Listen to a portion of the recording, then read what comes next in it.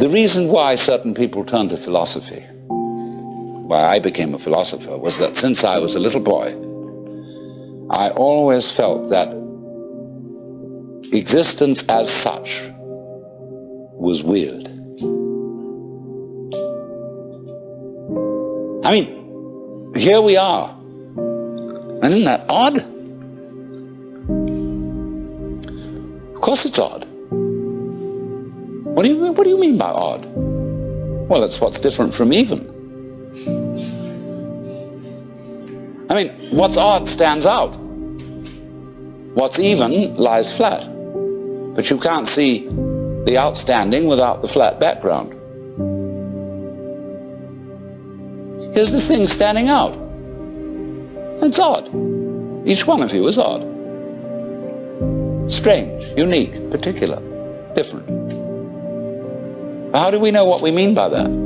Except against the background of something even, that is not differentiated, like space. And so you get this philosophical itch. You begin to scratch your head and think about, why is that so?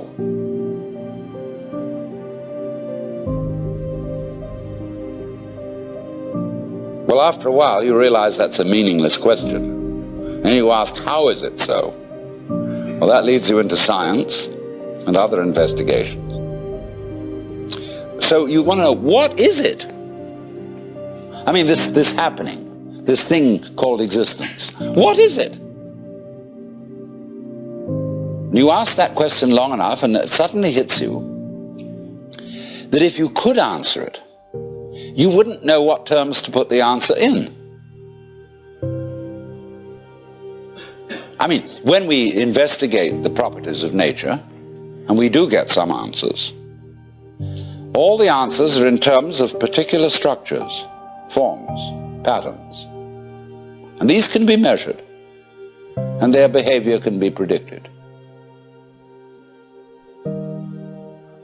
But when I want to ask the question, what are the forms made of? I mean, what is it really?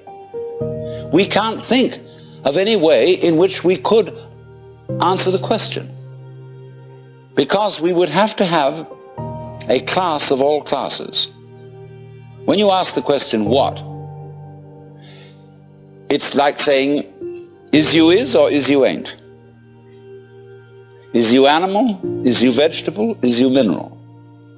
Are you a Republican or a Democrat? Are you male or female? Are you a Christian or a Jew or a Hindu or what have you? We classify always to give an answer to the question, what is it? And when you classify, you distinguish an inside group from an outside group. Right. So what we want to know is, what is the group of all groups? Well, we can't imagine what the outside would be. So we can't answer the question. What is it? So the physicists finally abandoned the quest for stuff.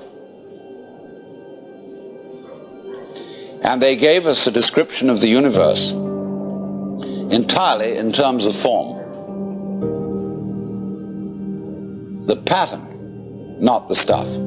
When people ask, what's the web? Yeah, but you can't do that. What's the pattern made of? Surely mustn't there be an answer to that? See, what happens is, when you turn up the microscope, all stuff turns into form. It becomes articulate. You know, the carpet looks like some sort of stuff. But when you look at it under a microscope, you will see the crystalline structure of the nylon or whatever it's made of.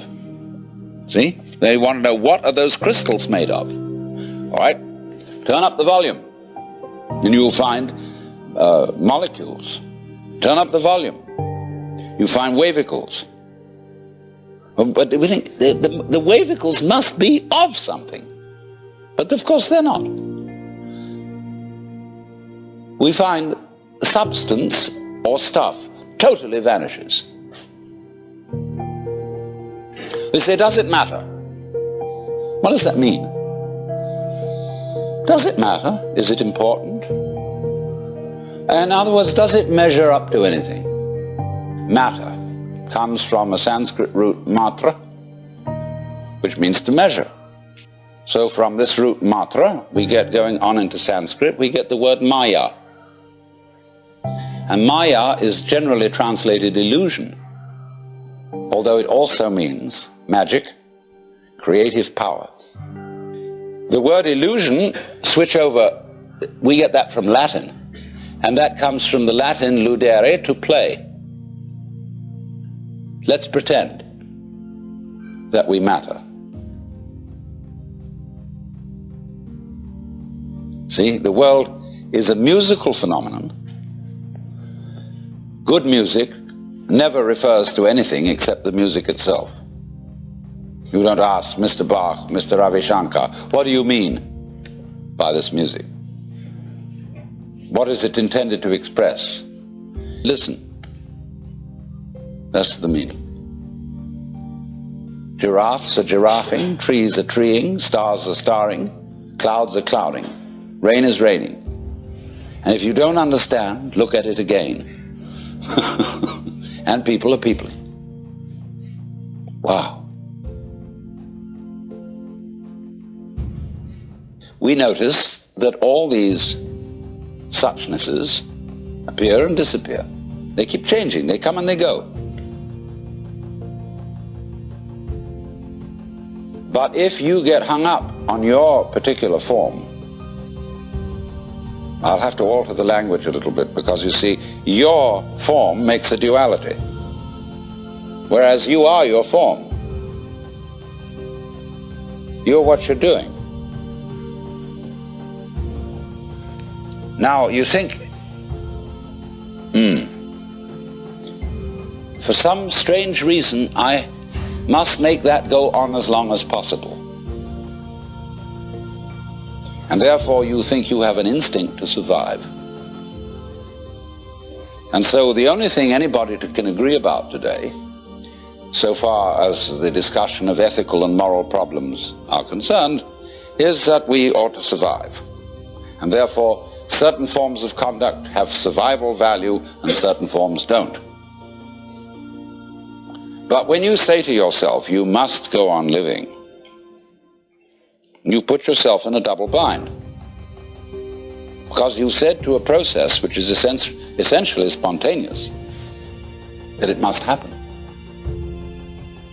And the basic form of the double bind, which is imposed upon all children, is you are required to do that which will be acceptable only if you do it voluntarily. So when we say to ourselves, you must go on, the reason is, you see, that we are not living in the eternal now, where reality is. We are always thinking that the satisfaction of life will be coming later. Don't kid yourself. Which is to say, only suckers put hope in the future.